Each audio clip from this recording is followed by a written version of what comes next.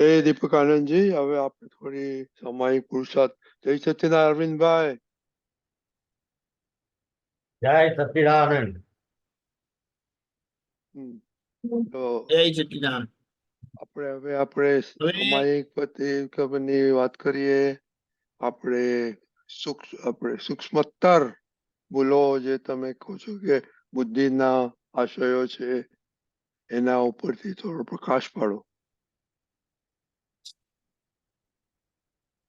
હવે સ્થૂળ અને સૂક્ષ્મ એ આખું પૌદ્ગલિક જ છે. અને હવે સૂક્ષ્મતર જે આવે છે ને તે પૂતગલ નથી, પણ એ માન્યતાના ધોરણની થી આવતી ભૂલ છે. એટલે એ ફિઝિકલ નથી. બુદ્ધિને ફિઝિકલ ના કહેવાય. બુદ્ધિ જ્ઞાન પ્રકાશ છે, પણ એ ઇનડિરેક્ટ જ્ઞાન પ્રકાશ હોવાના કારણે એ આપણને ભરમાવે છે, મિસગાઈડ કરે છે, મિસલીડ કરે છે.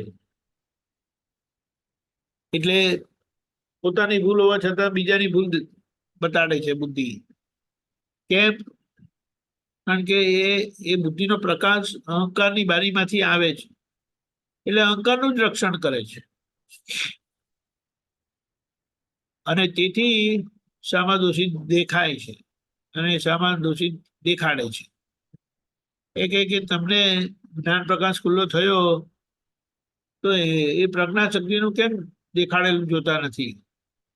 મારું શું જોજો કરો? એટલે એમાં આપણો નિશ્ચય કાચો પડે છે. એટલે નિશ્ચય પાકો કર્યો તો પછી બુદ્ધિની જગ્યાએ રહી છે. એ નથી કહેતી કે તમે મારું સાંભળો. આપણે એનું સાંભળીએ અને ગોટે ચડે તો ભૂલ કોની? પણ એ જ્યાં સુધી એ બુદ્ધિ છે ને એનો પ્રભાવ છે ને, અને પાછું નિકાચિત કર્મ બાકી છે, જેના કારણે આ પરિસ્થિતિ ઊભી થાય છે. એટલે સૂક્ષ્મતર એ આખું જ્ઞાનના લેવલે થાય છે. એટલે અહંકારી જ્ઞાનને બુદ્ધિ કીધી અને નિરહંકારી જ્ઞાનને જ્ઞાન કીધું. અહંકારી જ્ઞાનને બુદ્ધિ કીધી, નિરહંકારી જ્ઞાનને જ્ઞાન કીધું. બોલો. એટલે અને એમ કહીએ આ પાંચ ઇન્દ્રિયો છે ને એ પણ જ્ઞાત જ કરે છે આપણને પરિસ્થિતિઓનું. પણ એનું જે જ્ઞાનપણું છે કે જણાવાપણું છે ને તે સ્વાભાવિક જ્ઞાન નથી, એ વિભાવિક જ્ઞાન છે. વિભાવિક જ્ઞાન એટલે માન્યતા પ્રમાણે અસર કરે. એ જ એક વસ્તુ તમે જુઓ ને તમને એક અસર થાય ને એ જ વસ્તુ હું જોઉં તો મને બીજી અસર થાય. એ આવું કેવું? તો કે માન્યતા ડિફરન્ટ હોવાના કારણે જુદું જુદું ફીલ થાય, અને જુદું જુદું ફીલ થાય એટલે જુદો જુદો ભોગવટો આવે. એટલે અહીંયા આપણે એ બુદ્ધિને સમજીએ, ઓળખીએ. વારે વારે દાદા કીધું છે આ જ્ઞાન પછી જો કોઈ બાધક હોય, પ્રોબ્લેમ હોય, ઝઘડો હોય, અસર હોય તો એ બુદ્ધિની છે. બુદ્ધિ બંધ નથી થઈ, પણ બુદ્ધિની સામે પ્રજ્ઞા શક્તિનો પ્રકાશ ખુલ્લો થઈ ગયો. પણ આપણી જે આદત બુદ્ધિ એ કરીને દેખાડેલું માનવું એવું હતું. એટલે જેટલો શુદ્ધ ઉપયોગનો નિશ્ચય કાચો એટલું બુદ્ધિનું જ્ઞાન કામ જ કરી જવાનું, એટલે કામ કરી જ જવાનું છે. અને તેથી એની બધી અસરો આવે છે. એટલે આખો દિવસ આપણે આ જોવાનું છે કે ક્યાં એ વ્યવસ્થિત જ્ઞાન એક્સેપ્ટ કરાવવા દેતું નથી. વ્યવસ્થિત કરાવે તેમાં વાંધો ઉપાડે. આવું તો કઈ હોય, હું ના ચલાવી લઉં, હું ના માનું. પણ આ રીતે એ બુદ્ધિનું બળ વધારે છે, સાબિત કરે છે. અને એ બધામાં આપણે કહીએ ચાલો તમે સાચા છો, ચાલો તમે સાચા છો, પણ તમારી સચ્ચાઈથી તમારું મોઢું ચડી જાય તેનું શું કરવાનું? અસર થાય છે ને. એટલે અહીંયા આપણે આ સૂક્ષ્મતર દોષોને સારી રીતે એ પેલા કહે ને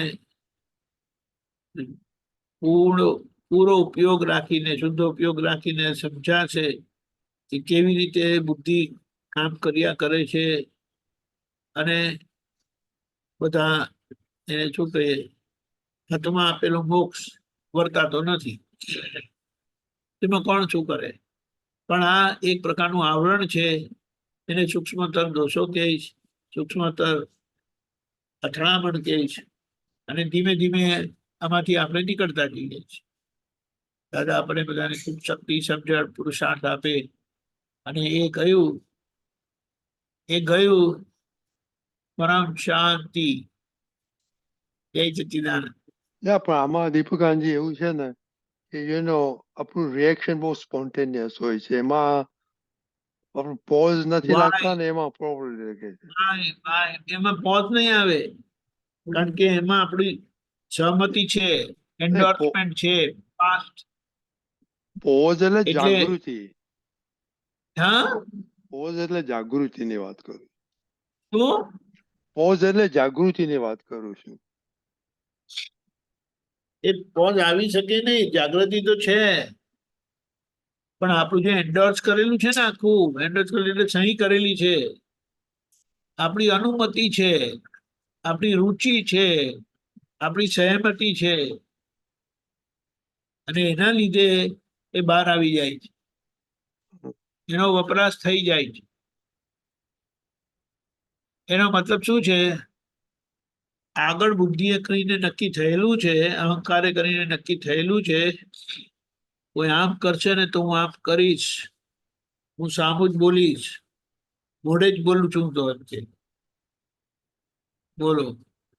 એટલે અહીં સંજોગ થયો ને એટલે બોલી જ પડવાના છે, કરી જ લેવાના છે. કેમ થાય છે એવું? કે પોતે જ નક્કી કરેલું પહેલા અજ્ઞાનતામાં. એટલે એ બધી બાબતો આજે બહાર આવે એટલે આપણે સમજી જઈએ ને આપણે એને સુધાર્યા કરીએ કે આવું ક્યારે ગમે તે થાય હું એવું નહીં બોલું, ગમે તે થાય હું એવું નહીં કરું. એટલે પછી એ બહારના ભાગમાં આવતું બંધ થાય, એટલે વાણી વ્યવહારમાં આવતું બંધ થાય. દાદા કીધું વાણી વ્યવહાર કોઈ પકડી શકે નહીં, કારણ કે આ વાત અંદરની છે, બુદ્ધિ. હવે એ બુદ્ધિનો ભાગ દાદાએ જીતી લીધેલો છે, એટલે કે અમે અબૂધ થયેલા છે. અબૂધ એટલે બુદ્ધિનો અભાવ નહીં, બુદ્ધિનો વપરાશ નહીં. બરાબર. બુદ્ધિનો છાંટવે નથી કીધું જેમ દાદાએ, તેનો મતલબ એમને બુદ્ધિનો ઉપયોગ નથી, વપરાશ નથી. બાકી બુદ્ધિ સંપૂર્ણ ટોપ ઉપર જાય, એની ઉપરનું આખું જ્ઞાન ખુલ્લું થાય છે. એટલા માટે હવે એમને બુદ્ધિની જરૂરત નથી, કારણ કે બુદ્ધિ હંમેશા લિમિટેડ દર્શન છે, અને શુદ્ધાત્માનું અસીમ અનલિમિટેડ દર્શન, કમ્પ્લીટ દર્શન, કમ્પ્લીટ જવાબ. અને કમ્પ્લીટ જવાબ મળે એટલે શાંતિ, પરમ શાંતિ. પરમ શાંતિ. કોઈ કમ્પ્લેન નહીં, કોઈ આર્ગ્યુમેન્ટ નહીં, કોઈ માથાકૂટ નહીં, કોઈ કચકચ નહીં, પૂર્ણ સમાધિ. અને સંજોગ આવે તો નિમિત્ત ભાવે પોતાનું બોલવાનું એવી રીતે થાય કે પોતે બોલ્યા નથી, બોલે બધું અને પોતે બોલ્યા નથી, એવી રીતે સિદ્ધાંત એ કોઈ પણ રીતે કોમ્પ્રોમાઇઝ કર્યા વગર પોતે એમાં પોતાનું પાર્ટિસિપેશન, એક્ટિવ પાર્ટિસિપેશન હોય સંજોગમાં, એટલે પોતાનો નિમિત્ત ભાવ એ ચૂકતા નથી ક્યારે પણ. એ આખા પ્રોસેસમાંથી આપણે એવી રીતે નીકળતા જઈએ છીએ. Very good. જય સચ્ચિદાનંદ. જય સચ્ચિદાનંદ. ઓકે, હવે આપણો ટાઈમ થઈ ગયો છે.